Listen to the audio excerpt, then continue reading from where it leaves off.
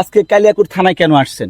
কালিয়াকৈর থানা আসছি ভাই, কিছুদিন হয়েছে ওকে বিয়ে করছি, এটা আপনারা সবাই জানেন। বিয়ে করার পরে আমরা ভালো আছি, ভালো ছিলাম।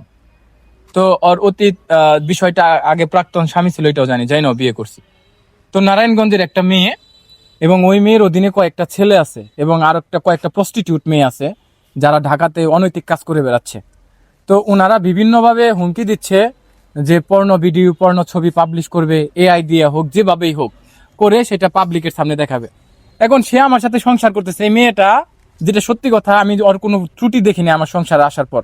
ও আমার বাড়িতে মাটি চুলায় রান্না করছে, নামাজ পড়তেছে রেগুলার, তারপরে আমার মা বাবার প্রতি যে দায়িত্ব কর্তব্য ভালোভাবে পালন করতেছে। মিহাল রে মাদ্রাসায় দেখতেও যাইতেছে। তো যে আমার ফ্যামিলির প্রতি এত গুরুত্ব সহকারে, আমাকে এত গুরুত্ব সহকারে দেখতেছে, আমার তার প্রতি তো বাজে মনোভাব আসার কোনো প্রশ্নই আসে না।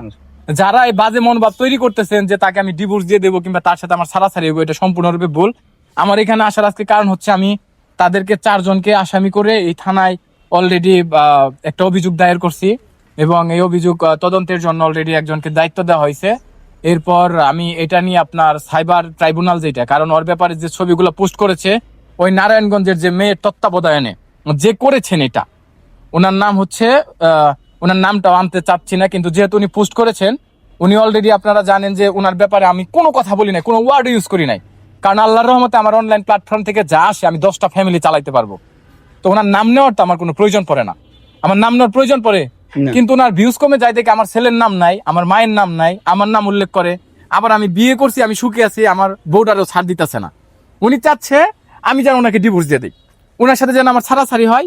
শুধু এখানে নয়, উনি গত 12-13 দিন পূর্বে আমাকে 48 মিনিট কান্না করছে আমার সাথে ফেরত আসার জন্য, এমনকি আরে ফোন দিয়েও যে সব স্বীকার করছে আমি মানুষের মানে প্ররোচনায় পরে আমি কাজ করছি, আপনার কোনো দোষ নাই, দেন মহরের 3 লাখ টাকা নিচ্ছে, আমি এটা দিয়ে দিব, আপনার 2টা ফোন দিব, তাও আমাকে মেনে নেন।